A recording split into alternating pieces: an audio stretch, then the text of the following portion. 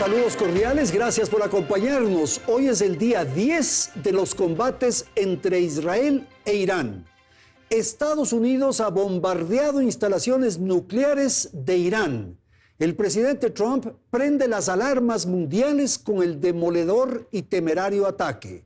Ahora la atención se centra en los mercados globales ante la posibilidad de cerrar el estrecho de Hormuz. Eso podría provocar una crisis energética planetaria.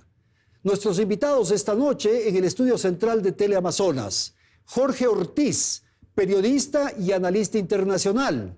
Saludo a Carlos Espinosa. Él es profesor de Relaciones Internacionales e Historia de la Universidad San Francisco de Quito.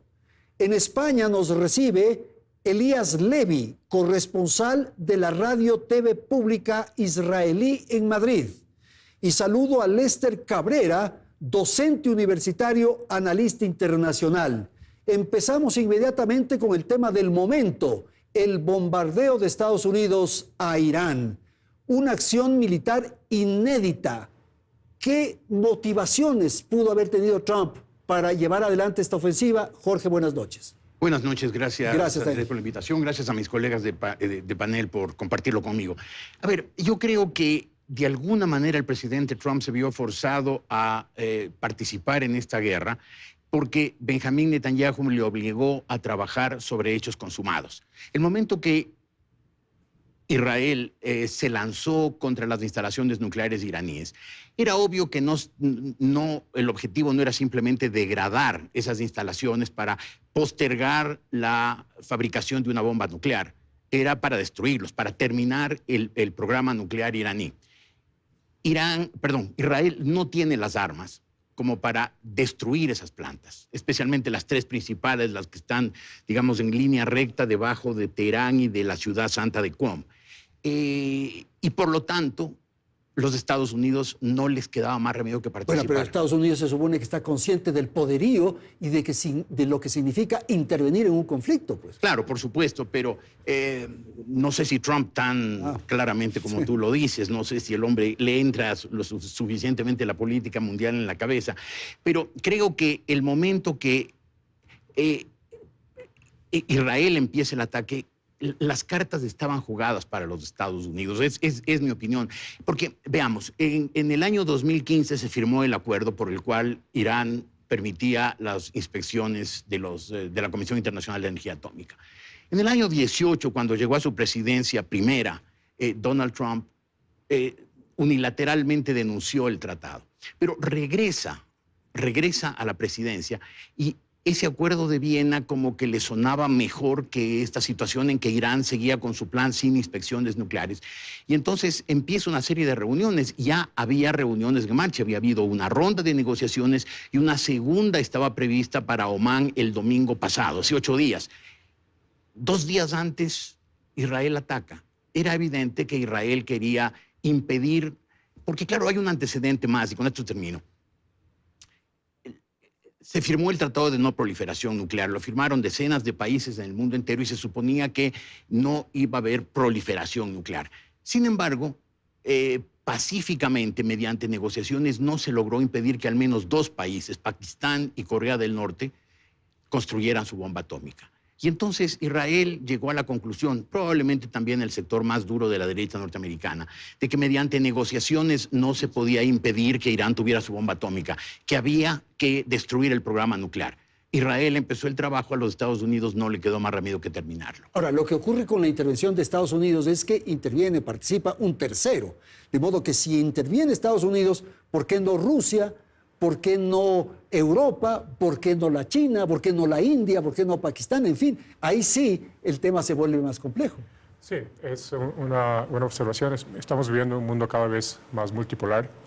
Hay varias potencias económicas, militares en el tablero. Y la pregunta es por qué esas otras potencias no han actuado, no se han involucrado directamente en el conflicto. En el caso de Rusia, que es aliado de Irán, Irán es proveedor de drones para la guerra en Ucrania, o sea, provee a Rusia con drones para la guerra en Ucrania. Sin embargo, no se ha involucrado más allá de declaraciones retóricas. ¿Por qué? Porque está involucrado precisamente en la guerra de Ucrania y no se puede abrir otro frente. En el caso de China, China también apoya a Irán, ha hecho varias declaraciones también retóricas a favor de Irán y cuestionando las acciones de Estados Unidos e Israel. Sin embargo, parece que la geopolítica china todavía tiene una orientación mucho más económica que militar. Esas son las razones por las que no interviene ni Rusia ni China. Exacto. Hay otro posible actor en esta situación, es Pakistán. En algún momento se dijo que Pakistán podía incluso prestar sus bombas nucleares a Irán. Pero eso resultó ser falso. Muy forzado, ¿no? Sí. Va a ser. Ok, vamos con Elías en España. El hecho de que Trump haya intervenido y que los Estados Unidos participe pone al mundo en una situación sin límites. Eso es lo que han dicho titulares de la prensa. Ya no hay espacio para mediadores, han manifestado. Ya no hay posibilidades de acuerdos si interviene Estados Unidos. Tu apreciación, Elías, por favor. Bueno, yo lo que diría es que me parece que esta guerra estamos viéndola desde el punto de vista desde afuera hacia adentro, en la cual estamos viendo que Estados Unidos bombardeó hoy y hoy parece como que se inicia esta guerra. Esta guerra no se inicia hoy, me vais a disculpar, pero la guerra entre Israel e Irán se inicia el 7 de octubre del 2023, poquito después de que se anunciara un posible acuerdo entre Arabia Saudí e Israel. Hamás perpetra una masacre en Israel impulsado por Irán. Hezbollah inicia una guerra contra Israel impulsado por Irán. El año pasado Israel atacó 2 veces a Israel. Irán atacó 2 veces a Israel. Entonces, la guerra no ha empezado hoy. Estados Unidos se ha incorporado hoy. La guerra con Israel tampoco empieza el 13 de junio, como nosotros creemos, sino que empieza el 7 de octubre. Israel básicamente lo que ha tenido es una guerra escalonada por no poder afrontar una guerra de 7 frentes. Y entonces estaríamos hablando de todo un periodo de casi 1 año y 10 meses en los cuales estos mediadores no han podido llevar a cabo ese trabajo ni impedir lo que tú decías, poder establecer unas pautas que mantengan el orden internacional. Oriente Medio está ardiendo desde hace prácticamente 2 años, desde el 7 de octubre de 2023, y va a seguir ardiendo durante los próximos meses hasta que se decante y se reordene y se resetee lo que es el sistema de Oriente Medio, que es un sistema propio con influencias a escala mundial. El impacto que pueda tener está por ver. Yo todavía no me atrevo a decir que Estados Unidos e Irán están en guerra. Lo que ha habido es una intervención estadounidense en Irán. Veremos ahora Irán qué es lo que hace y a dónde deriva esa situación, pero por ahora no soy tan catastrófico en ese sentido. Y, de hecho, el primer ministro Netanyahu incluso ha dicho hace poquito, fuentes en Israel también lo han repetido, de que si Irán deja de disparar, Israel directamente se retira, con unas garantías de que el sistema de misiles balísticos y el sistema nuclear quedan frenados, por supuesto. Gracias, Elías. Vamos a terminar este tema del bombardeo de ayer con Lester. Lester, puede ser, entre las cosas, y esa es un poco la esperanza, la expectativa mundial, de que lo ocurrido con los Estados Unidos y el bombardeo le salga bien a Trump, pongamos entre comillas, en el sentido de que es un golpe de tal magnitud, de tal fuerza, que logre un poco eclipsar a Irán. Bueno, muy buenas noches, sí. Andrés.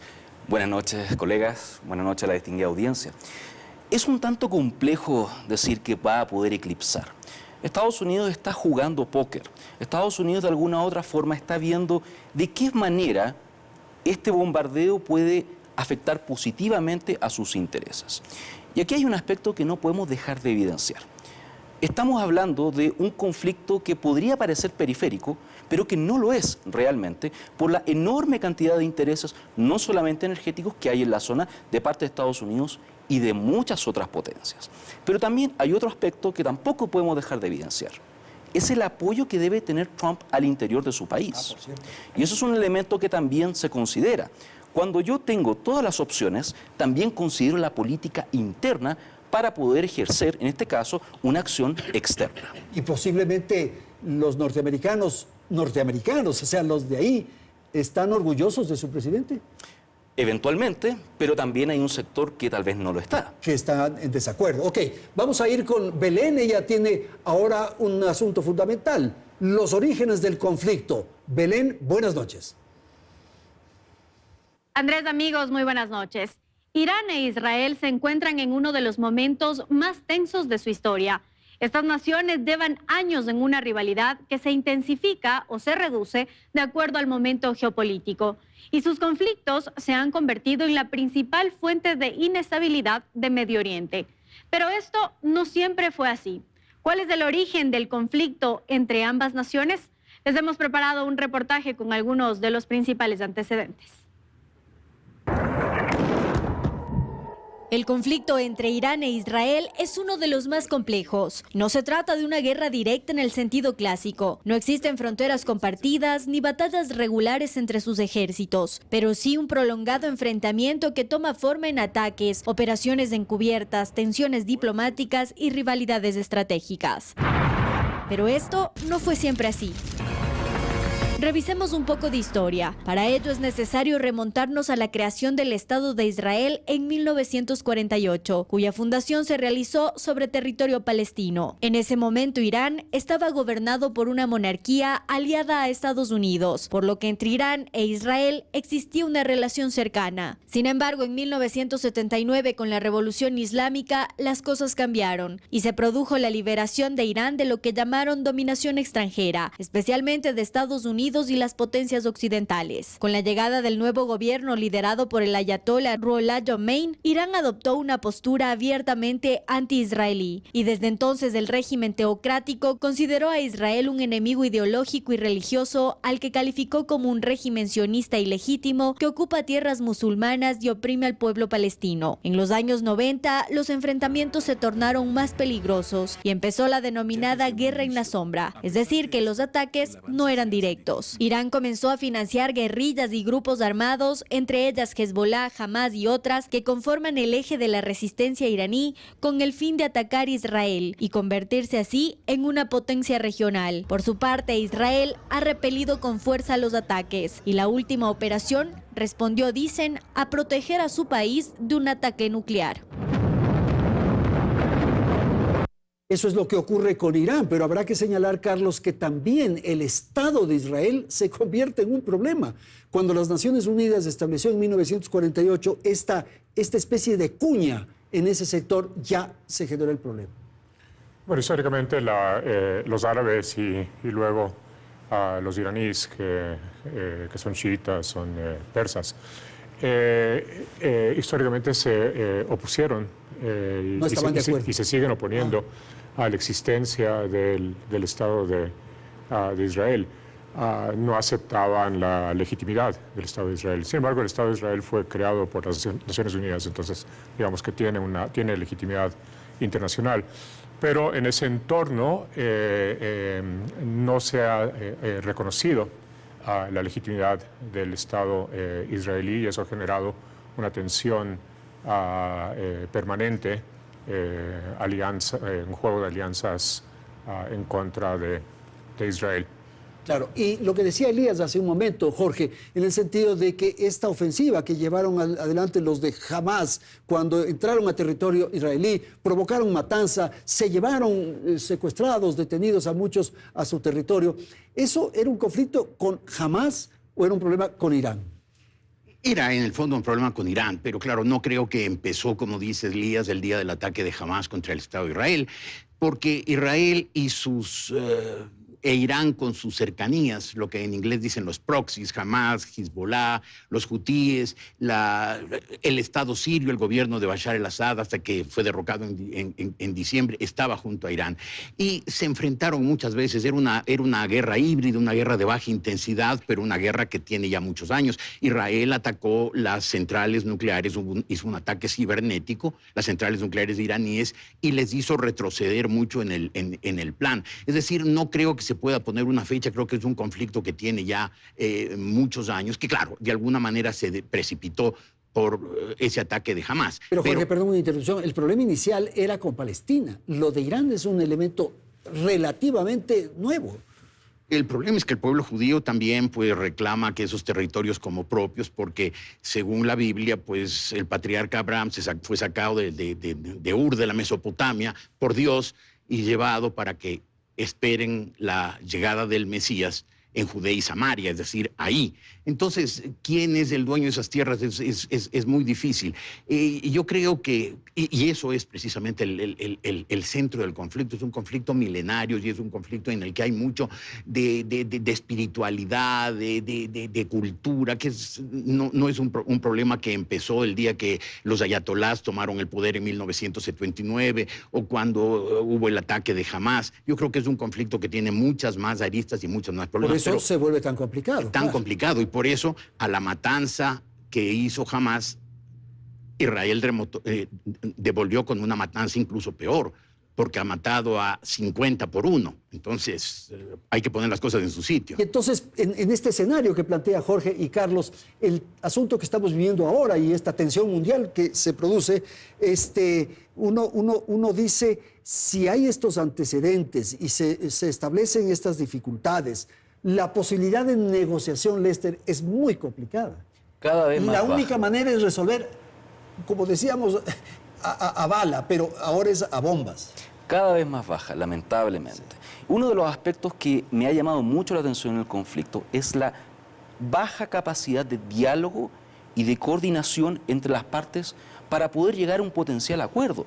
Acá son posturas completamente radicales. Estamos hablando prácticamente de un conflicto donde uno de los actores dice que tiene la razón y el otro también.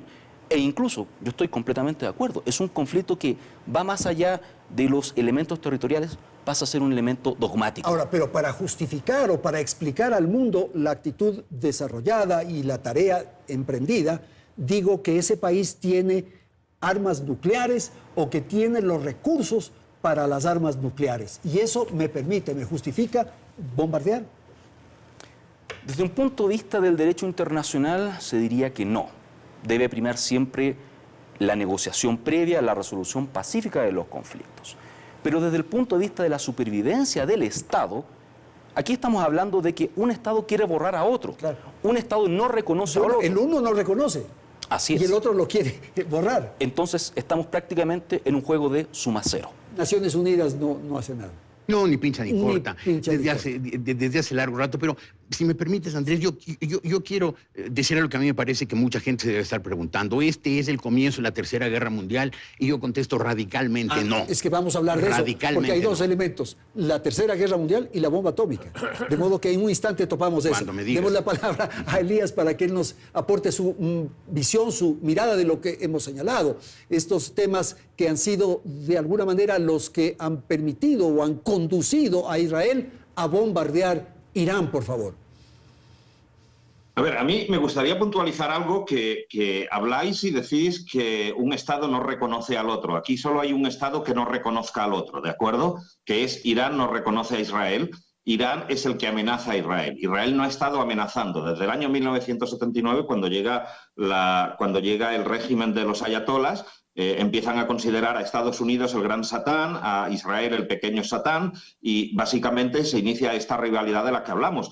Pero antes del régimen de los ayatolás, en los años 60 y 70, me gustaría recordar que había una embajada israelí en Teherán, que había una amistad entre los dos países. Es más, Jorge creo que ha hablado de tiempos bíblicos. Nosotros en la conciencia judía tenemos una sensación de agradecimiento a Irán, porque fue un rey iraní llamado Ciro el que nos devolvió el segundo templo y el que nos ayudó a construirlo, dándonos la independencia. Entonces, no podemos hablar de una relación simétrica, porque el que no quiere a Israel es Irán y no viceversa. ¿De acuerdo? Eso me gustaría puntualizarlo y que quede claro. Está claro que no puede haber una negociación directa, como he oído en otro comentario, porque Irán no reconoce a Israel. En el momento en el que se sentaran a negociar, habría un reconocimiento de facto del régimen de los ayatolás con Israel, con lo cual eso no es factible en este momento. ¿Cuáles son las necesidades para parar esta guerra? Pues las necesidades son las de, a veces, seguir la dinámica. Estamos en plena efervescencia, no sabemos siquiera cuáles han sido las consecuencias del bombardeo de Estados Unidos. Y vamos a tener que ver y esperar unos días hasta que se nos aclare cuál es la situación, en lugar de hacer esas previsiones. Estoy muy de acuerdo con Jorge, esto ni mucho menos es la Tercera Guerra Mundial. No creo ni que Estados Unidos esté interesado, ni que Israel esté interesado, ni que Irán esté interesado.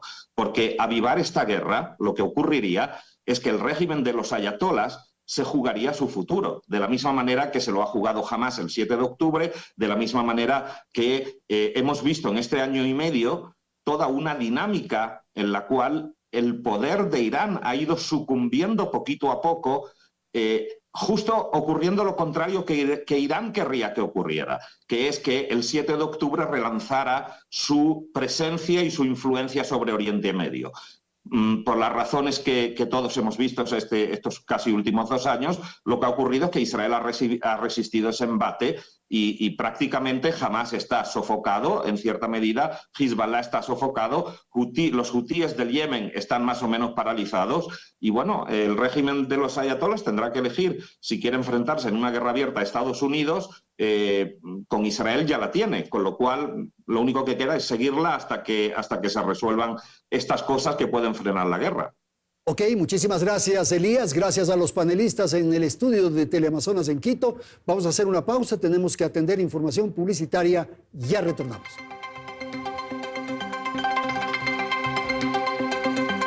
Hora 25, con el auspicio de...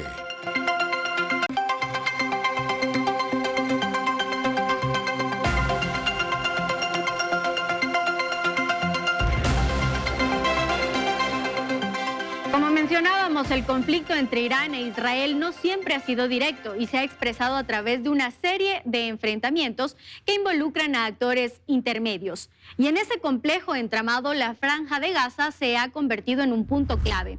Más allá de ser un territorio palestino en disputa con Israel, es uno de los frentes más visibles de la influencia iraní en la región. Desde 2007, el grupo terrorista Hamás controla la Franja de Gaza.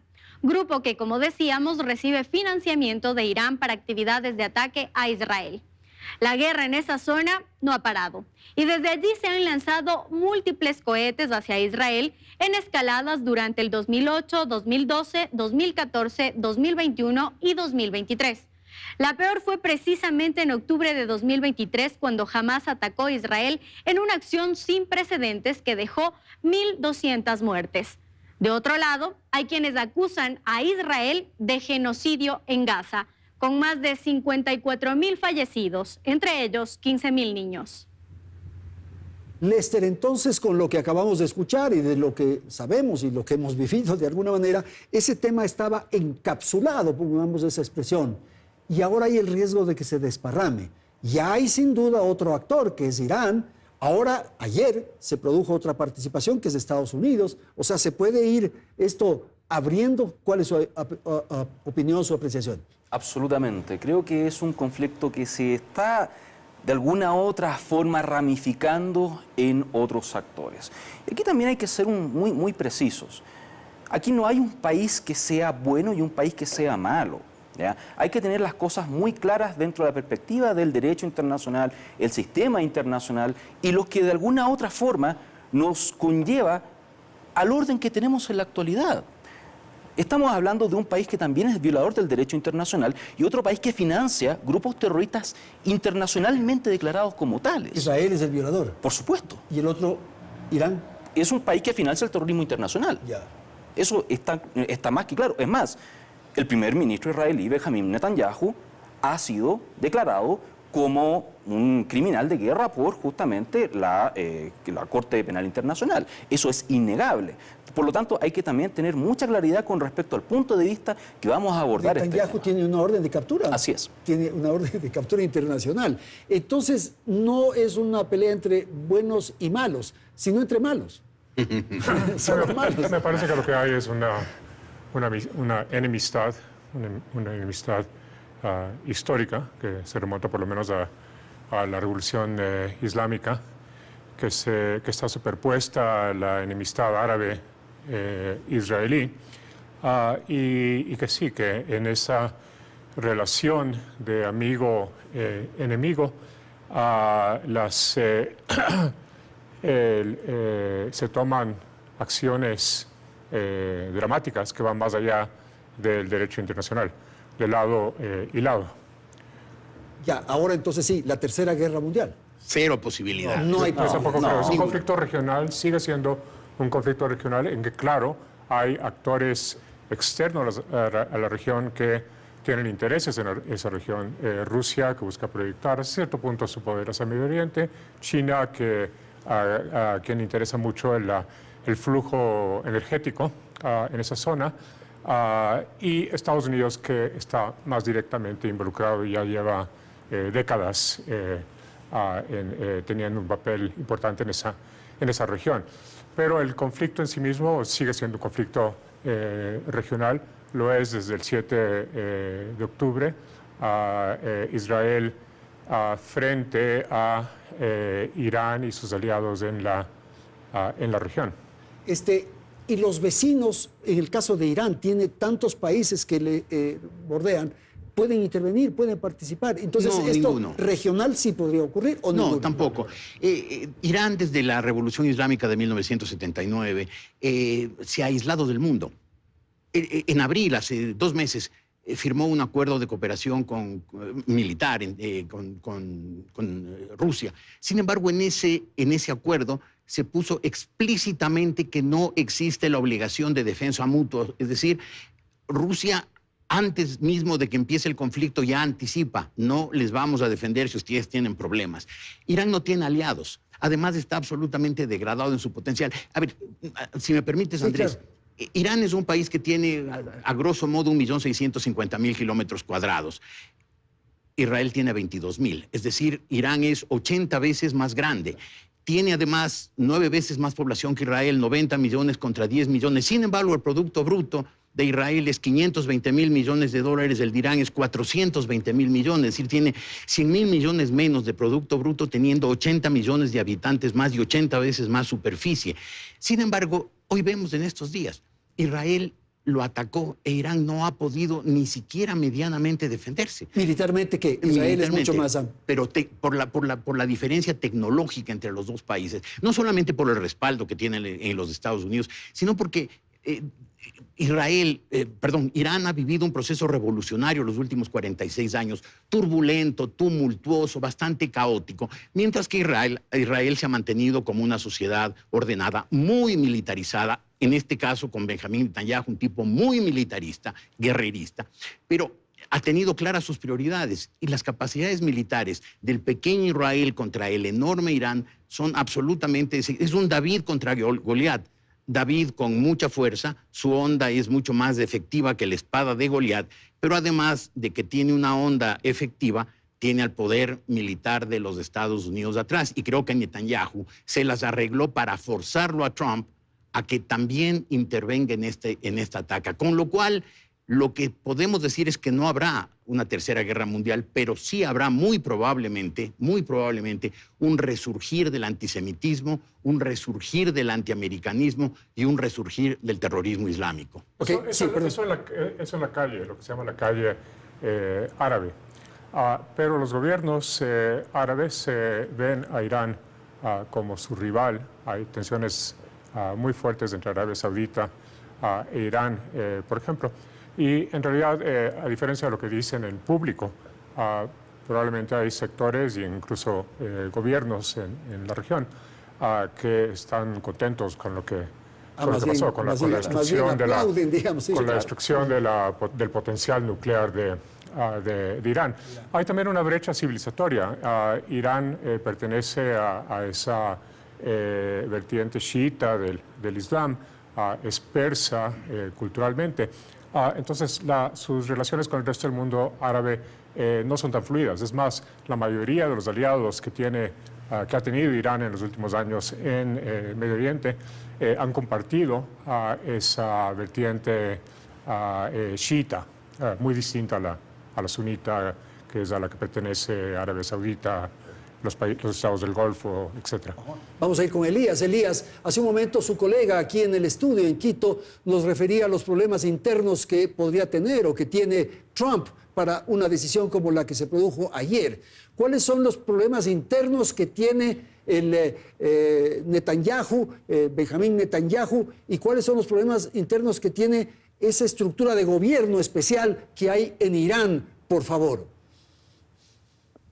A ver, los problemas internos de ambas sociedades los conocemos desde hace mucho tiempo. Yo creo que Jorge ha descrito fabulosamente lo que es Irán. Es una sociedad que se ha quedado anclada en el pasado. Yo cuando estuve en Ecuador vi en el año 2017 que numerosos iraníes de aquella clase media de la que hablaba Jorge, y que lo ha explicado fabulosamente, se venían a Ecuador porque sencillamente era el único país que les ofrecía la posibilidad de entrar sin necesidad de visado, y muchísimos de ellos están hoy asentados en Quito. Yo he tenido relaciones con algunos de ellos, han sido unas relaciones fabulosas, ellos sabiendo que yo era judío y yo sabiendo que ellos eran iraníes, y hemos tenido una relación estupenda, ¿no? Los problemas de Netanyahu existen desde hace muchísimos años. Irán, yo entiendo la tendencia de tratar de relacionar el ataque a Irán a una necesidad política de Netanyahu. Netanyahu lleva años tratando de gobernar y de sobrevivir a sus problemas internos de corrupción, pero otra vez, el 7 de octubre no fue provocado por los problemas internos de Netanyahu, fue provocado desde afuera por Irán. Con lo cual estamos hablando de una guerra que viene impuesta desde afuera, no provocada desde adentro. La intensidad de la guerra, si viene marcada por los intereses internos políticos de Netanyahu o de Trump, yo creo que sería demasiado prepotente decir que Israel tiene la más mínima influencia en forzar a Trump o arrastrar a Trump. Todos conocemos a Trump. Trump es una persona, es un líder muy imprevisto en sus decisiones, que hoy te puede decir esto y mañana decidir otra cosa. Y asumir que Israel puede forzar o llevar a Estados Unidos a mí me parece prepotente, ¿ok?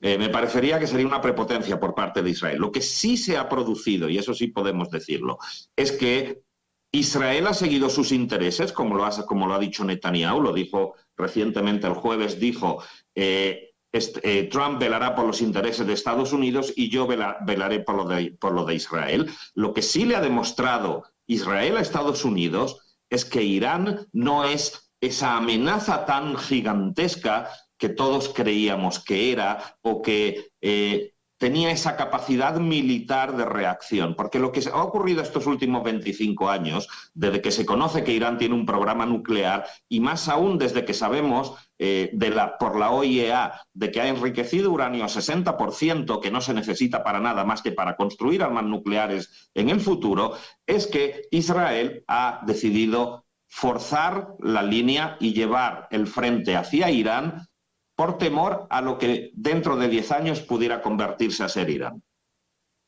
Ok, vamos a ir nuevamente a un corte, tenemos que atender la publicidad y volvemos en un instante para la tercera parte de Hora 25. Así como fueron categóricos nuestros panelistas de decir que no habrá una tercera guerra mundial, la pregunta que dejamos, ¿habrá bomba atómica? En un instante.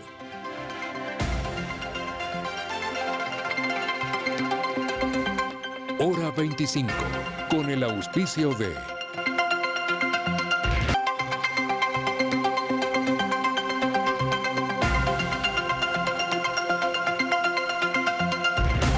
Este conflicto, a diferencia de otros, genera gran preocupación en el mundo por la posibilidad de una guerra nuclear. ¿Por qué? Revisemos algunos datos.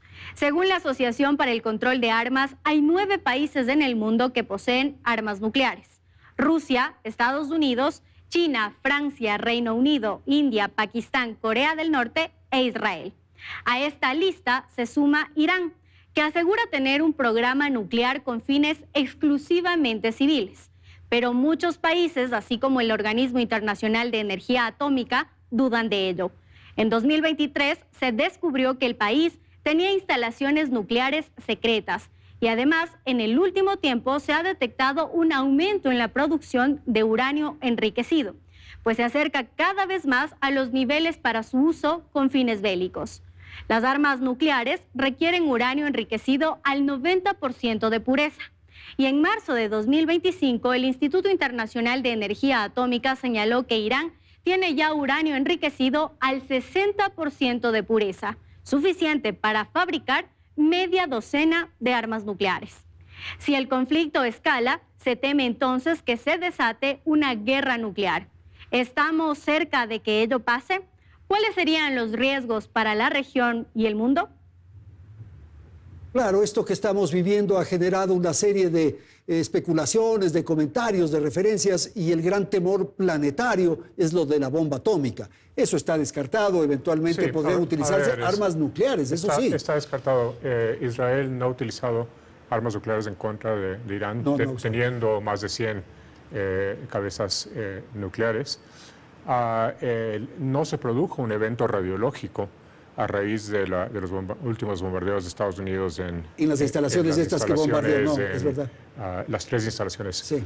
Nucleares. Ahora, la pregunta es, ¿qué va a pasar y cuánto tiempo va a durar esa guerra? Me parece que la capacidad de retaliación de Irán es muy limitada, que puede lanzar misiles balísticos por una semana más hasta que se agoten. No va a cerrar el estrecho de Hormuz porque sería el principal perjudicado, porque esa es la salida de su petróleo, del cual depende para que funcione la cúpula, el Estado iraní. Y tampoco va a atacar a las bases norteamericanas del Medio Oriente, porque esas bases están dentro de estados árabes, y eso significaría atacar a esos estados, atacar a Irak, a Omán, etc. Entonces me parece que hay 2 escenarios posibles. Uno es que después de unos 10 días de contraataques como los que ha habido en Jerusalén, Haifa, Tel Aviv, por parte de Irán, Irán o se va a aislar y va a tratar de reflotar su programa nuclear con la ayuda limitada de China y de Rusia, o va a volver a la mesa de negociación para negociar un acuerdo que le permita, para salvar la cara, tener un programa nuclear civil, para energía nuclear digamos, interna. Y así podría decir, mantenemos nuestro programa nuclear. Creo que eso va a pasar, pero primero va a haber unos meses en que Irán se va a aislar, va a hacer algunas declaraciones retóricas, pero no va a ser un conflicto muy prolongado, y la intensidad del conflicto en la región va a bajar porque los aliados de Irán en la región han sido derrotados uno tras otro. Hezbollah, el gobierno de Siria anterior de Bashar al-Assad, los Houthis y ahora bueno, Irán. Los Houthis todavía andan peleando. Los Houthis están ahí, pero digamos que su capacidad es muy limitada. Algo interrumpe en el tráfico en el Mar Rojo, pero digamos que la fuerza de ese eje de resistencia que organizó Irán ha ido decayendo. Claro, eso va a dejar la crisis humanitaria en Gaza, que es terrible, que es una sobrereacción por parte de Israel, claro. Que es absolutamente inaceptable. Eso va a continuar. Y para Trump creo que sí va a ser una victoria, pero una victoria menor, porque no es un tema prioritario para el electorado norteamericano, ni siquiera para su propio electorado, que votó por él porque estaban a favor del aislacionismo, y esto es todo lo contrario. Pero Jorge, podría haber un tercer escenario. Carlos ha dicho 2, y el tercer escenario es que Irán efectivamente se repliegue, se aísle, pero que utilice instrumentos, herramientas terroristas, por ejemplo. O sea, lo que ocurrió en las Torres Gemelas, o sea, este bombardeo no se queda así nomás. ¿Qué piensas tú? Yo creo que Irán tendrá que reaccionar. Yo no sé si no digo Israel y los Estados Unidos, yo digo Netanyahu y Trump tendrán la suficiente sensibilidad como para, como decían los romanos, a enemigo que huye puente de plata, o sea, le den concesiones, le den una salida para que no se sienta humillado. Ojalá Netanyahu y Trump, dos guerreristas, dos hombres violentos, agrios, no quieran humillar a Irán, porque en ese caso habrá un resurgir del terrorismo islámico. Hay una cosa que atenúa el asunto, ¿no? Como bien dijo Carlos, Hezbollah, Hamas, las milicias iraquíes están bastante venidas a menos, y el grueso del terrorismo islámico en sus momentos más intensos era sunita, no chiita. Los patrocinadores eran Arabia Saudita, era Pakistán, era Afganistán, eran países de mayoría aplastante sunita. Por lo tanto, no hay una estructura guerrillera internacional, una milicia internacional, un movimiento islámico en capacidad de lanzarse pronto al terrorismo islámico. Pero yo sí creo que todo esto va a generar, como te decía antes, un antiamericanismo y un antisionismo muy marcado. Y creo que volveremos por lo menos a los lobos solitarios, a esos pequeños ataques que lanzarán eso, combatientes radicalizados en su casa. Pero con una situación especial, que ahora pueden ser esos ataques cibernéticos, por ejemplo, o sea, unas acciones de esa naturaleza que no son las Torres Gemelas, para volver un poco a Claro, pero yo creo que vamos a volver a eso, es decir, si a Irán lo humillan Netanyahu y Trump, veremos a Irán buscando la manera de desquitarse. Sus capacidades, como bien decía Carlos, están absolutamente minimizadas. No tiene ya una capacidad de respuesta militar. Su economía es una economía frágil. El estrecho de Hormuz no es fácil de cerrar. El estrecho de Hormuz, que conecta el Golfo Pérsico con el Océano Índico, tiene en su parte más angosta 34 kilómetros. Entonces, siendo estrecho, no es muy estrecho, entonces es difícil de cerrar. Y si cierra el estrecho de Hormuz, no solo se afecta a Irán, sino que afecta a países que le han expresado apoyo, países musulmanes, que China, aproximadamente el 25% del petróleo que pasa por el estrecho de Hormuz pasa el 25% del petróleo del mundo, y de ese 25%, el 25% va a China. Hay una enorme dependencia. Hay una enorme dependencia. Claro. Entonces, tampoco puede cerrar el estrecho de Hormuz. Hoy no puede hacer nada. Puede tratar de negociar eso, que le permitan mantener su programa nuclear con fines pacíficos. Pero ya se ha comprometido a eso y no ha cumplido. ¿Por qué vamos a creer que va a cumplir en adelante? Porque va a permitir las inspecciones de la Organización Internacional de Energía Atómica. Ya ha habido inspecciones y les han toreado. Entonces, Irán está en una situación muy difícil, porque es un paria internacional y porque además sus enemigos hoy son dos tipos tan agresivos, tan violentos, tan guerreristas, tan implacables como Netanyahu y Trump. Si es que hay una negociación, lo que va a tener que aceptar Irán es que el uranio se enriquezca fuera de Irán, porque así no se puede, no puede ser de doble uso. Okay. Y esa va a ser la dificultad en esa negociación. Okay. Démosle paso a Elías para conocer su apreciación. Un poco lo que estamos ya por cerrar el programa es las salidas. En una guerra todos pierden, también es un lugar común que se repite insistentemente. ¿Qué ocurre con Israel? ¿Va a quedar debilitado? ¿Es posible que se llegue a una fórmula para darle una salida, como decía Jorge, a Irán para bajar las tensiones? No sé, la lectura que usted tiene de lo que puede ocurrir en los próximos días, en las próximas semanas. A ver, Andrés, yo creo que estamos en medio de precisamente de todo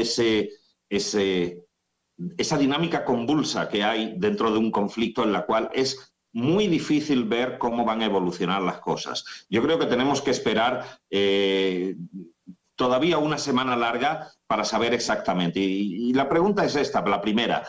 No sabemos siquiera cómo ha sido el resultado de Estados Unidos. No sabemos si el programa nuclear, las instalaciones nucleares han sido realmente dañadas y en qué grado han sido dañadas. Puede ser que dentro de 3 días descubran que no han sido dañadas y Estados Unidos quiera hacer eso que decimos en España, hacerle un repasito a estos lugares. Con lo cual, me parece que es muy prematuro hacer estas conjeturas. Estoy de acuerdo de que no estamos hablando de una guerra nuclear. Estoy de acuerdo en muchas de las cosas que han dicho Carlos, que han dicho Jorge, que ha dicho Lester también en muchas circunstancias. Pero a mí me parece que os estáis centrando demasiado en Irán como país, ¿de acuerdo? Cuando lo que yo veo es Irán como régimen. O sea, aquí el futuro de Irán no está en peligro, ni mucho menos. Nadie va a eliminar a Irán, nadie va a bombardear Irán de forma masiva, ni siquiera Estados Unidos ni Israel. Aquí lo que está en el asador, como dicen, ¿no?, es qué le pasa, qué decisiones toma el régimen de los ayatolás y, en consecuencia, qué ocurre después. El problema no es Irán, nadie quiere una guerra con Irán. El problema es el programa nuclear de Irán. Si los ayatolás deciden asumir algunas de las reacciones que tú has mencionado, que otros han mencionado, puede ser que esta guerra se alargue muchísimo. Si decide tragarse su orgullo y ir a unas negociaciones que Trump, por cierto, se las ha ofrecido, probablemente esto quede en la nada. Ok, Lester, entonces ya pone un elemento, Elías, que no queremos eliminar, no se quiere suprimir, acabar con Irán. El problema es la estructura interna de Irán, por favor. Para mí hay 3 cosas que hay que considerar. Lo llamaría como escenarios. El primero de ellos es el hecho de que no hay que tratar a los países como actores 100% racionales. También hay líderes que se mueven por intereses, por impulsos y por emociones. Y muchas veces esas emociones llevan a decisiones que muchas veces no están de acuerdo a lo que estaba planificado. Entonces, decir efectivamente que esto va a tener una duración determinada, perfectamente se puede sacar un as bajo la manga. No hay que dar por sentada algunas cosas, sobre todo en relaciones internacionales. Está de observar qué es lo que va a pasar con Irán y su capacidad militar. Segundo aspecto, y creo que en eso estamos todos de acuerdo, qué pobre ha sido la intervención del sistema internacional para prevenir el conflicto y para poder llegar a una solución. Naciones Unidas, que nació como un organismo para evitar este tipo de conflictos, se ha visto de brazos cruzados. Y estoy de acuerdo, el mundo cada vez está centrado en países, grandes potencias, que prácticamente hacen lo que desean, sin tener en cuenta el derecho internacional. Y un tercer aspecto, y es el que más me preocupa, esto puede dar carta abierta a otros países para que también intervengan. Esta década ha sido tremendamente violenta. Rusia anexándose territorios de Ucrania, escaramuzas importantes entre India y Pakistán, que paréntesis son 2 países nucleares, y ahora tenemos el tema entre Irán e Israel, que también nos asegura que vaya a suceder algo también involucrando a otras potencias. Realmente eso a mí me preocupa. ¿Tú crees que puede ocurrir eso? Que otras potencias se involucren. Si el conflicto no se negocia bien, si se impone una paz y no es negociada, estableciendo justamente el orgullo de un país como es Irán, reconociéndolo, perfectamente esto puede dar bandera blanca o de alguna forma llevar a otro tipo de conflicto. Pero ya Carlos lo decía. Esto legitima, por ejemplo, la invasión de Rusia a Ucrania. Absolutamente. Porque es la guerra preventiva como instrumento de política exterior. Es lo que acaba de hacer Israel y lo hizo Estados Unidos. Pero y también validará a futuro un ataque de China a Taiwán. E incluso el ataque ruso no fue preventivo porque Ucrania no era una amenaza ni contra Rusia ni contra nadie, más aún. Todo depende, Jorge, de las percepciones de las amenazas. Pero veamos cómo... A ver, cuando la Unión Soviética se desintegró en 1991, las bombas nucleares que tenía la Unión Soviética estaban en 4 países. Estaban en Rusia, en Ucrania, en Bielorrusia y en Kazajstán. Los 3 países decidieron entregarle a Rusia por medio del protocolo de Budapest, se pusieron de acuerdo. O sea, Ucrania no solamente que no era un peligro militar para Rusia, sino que además entregó voluntariamente sus armas nucleares y no había habido ningún despliegue guerrerista, o sea, nada que justifique. O sea, yo creo que... El acercamiento a la OTAN, me refiero al acercamiento a la OTAN. Bueno, eso es una decisión soberana del pueblo ucraniano. Yo creo que Rusia no tiene justificación para ese ataque. Veamos ahora, Rusia. Convalida el uso de la fuerza en el sistema Bueno, lo que ocurre es que finalmente los países y los gobernantes utilizan cualquier argucia, cualquier argumento, cualquier justificación para llevar adelante estas ofensivas. Es un punto. Putin ahora se está estableciendo como mediador entre el conflicto entre Irán e Israel. Eso es el colmo del cinismo. Absolutamente, absolutamente. Y ese es el contexto que tenemos actualmente. Mi preocupación es que esto se expanda y que dé luz verde a otros estados que también tienen fines expansionistas, que también tienen reclamaciones territoriales para hacer exactamente lo mismo. Si me permites, Andrés, claro. yo creo que el mayor peligro es que otros países, viendo, o sea, este momento, ¿qué debe estar pensando el régimen iraní? A nosotros nos atacan porque no tenemos la bomba atómica. A Corea del Norte no lo han tocado, siendo un país evidentemente más agresivo y más peligroso, porque tiene la bomba atómica. ¿Qué hay que hacer? Muchos países pueden pensar, tenemos que tener la bomba atómica en secreto. Eso es una opción, desarrollar claro. un programa nuclear. Turquía, por ejemplo, debe estar pensando en una bomba atómica. Arabia Saudita debe estar pensando en una bomba atómica. Es decir, más bien esto puede alentar a que se efectúen programas nucleares con fines militares. Bueno, pero en eso sí vamos secretos. a coincidir, Jorge. La Tercera Guerra Mundial sí va a ser con bomba atómica. Si es que llega a haber. Si es que llega, no esta, el momento en que eso ocurra, va a ser con Claro, bomba atómica. hoy... y dicen que la cuarta va a ser a pedradas porque después de la tercera la humanidad va a degradarse tanto que vamos a volver a la era el del otro mono. tema que está en juego es el del cambio de régimen. Creo que Israel inicialmente sí estaba buscando derrocar al régimen de los ayatolás. Estados Unidos no está de acuerdo. Creo que finalmente ese no va a ser el resultado de... Pero al parecer los problemas este internos ataque. sí pueden conducir a eso. Pero si ocurre va a ser un proceso a largo plazo, porque al igual que ocurre en Venezuela, estos regímenes tienen mecanismos de control social. Creo que el de Irán más que el de Venezuela. Entonces puede continuar por mucho tiempo. Creo que ese en todo caso no va a ser el resultado de esta última crisis del cambio de Bueno, régimen. pero la edad del actual ayatolá, ¿sí es un problema o no, Jorge? Sí, pero los clérigos chiitas no son solamente el ayatolá, Sí. es la jerarquía chiita la que maneja. Entonces, si falta Khomeini... Surgirá otro, creo que es el hijo surgirá incluso otro. que está como potencial Y hay varios heredero. ayatolás que Ajá. están más o menos listos a ascender. El peligro más bien es un golpe por parte de la Guardia Revolucionaria.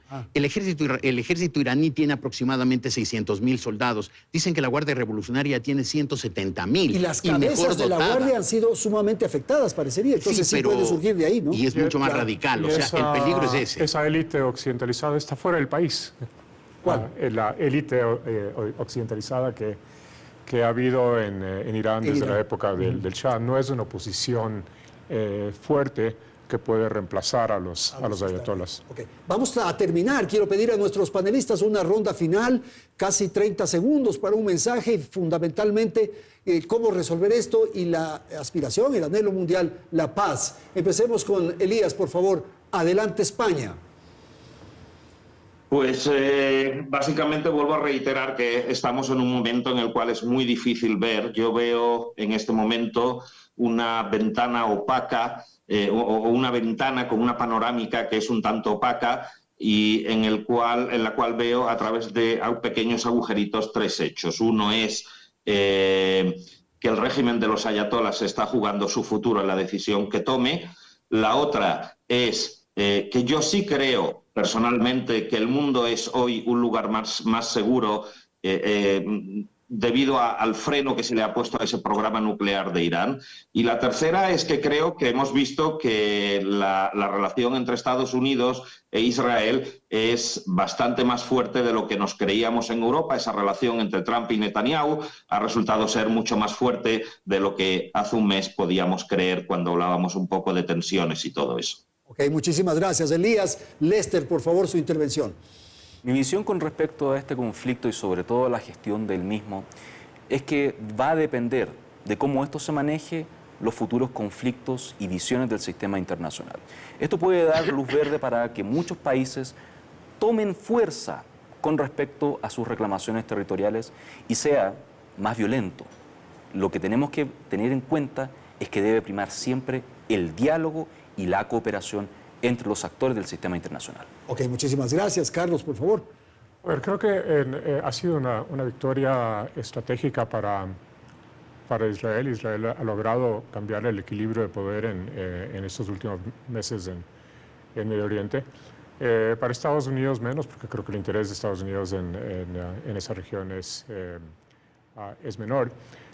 Y por otro lado, estoy de acuerdo con que abre las puertas a una creciente conflictividad y ya se puede dar por hecho que hay un colapso de Naciones Unidas y del Tratado de Proliferación Nuclear, porque no se siguieron los pasos previstos por el Tratado de Proliferación Nuclear, lo que puede desencadenar una ola de proliferación. Ok, Jorge, por favor. A ver, siempre se ha discutido en la historia si es que los hechos sociales, los históricos ocurren por la influencia de personas, de protagonistas decisivos, o si son procesos sociales largos y difíciles. Yo me pongo a pensar, ¿habríamos llegado a este punto si en los Estados Unidos hoy no gobernara Donald Trump, si en Israel no gobernara Benjamín Netanyahu y si en Irán no gobernaran los ayatolás? Porque además, si es que no gobernaran, creo yo que no estaría tan absolutamente degradado como está el sistema del multilateralismo. Y yo creo que es indispensable para que el mundo tenga foros donde se amortigüen los conflictos, volver al multilateralismo. Algún momento fue eficiente, hoy es absolutamente ineficiente, pero creo que si no hubiera unos actores políticos tan radicales como quienes hoy dirigen esos tres países, posiblemente el retorno al multilateralismo no sería tan difícil. Bueno, y que es necesarísimo. Finalmente, la historia de los pueblos, de las civilizaciones, las hacen los seres humanos. Y las hacen líderes, los pueblos, pero muchas veces las deciden, los tiempos los mueven los seres humanos. los gobernantes. Señores, muchísimas gracias por haber asistido a esta convocatoria y haber participado en este programa. Quiero agradecer a los panelistas y, por cierto, a la audiencia. Felicidades. Hasta el próximo domingo.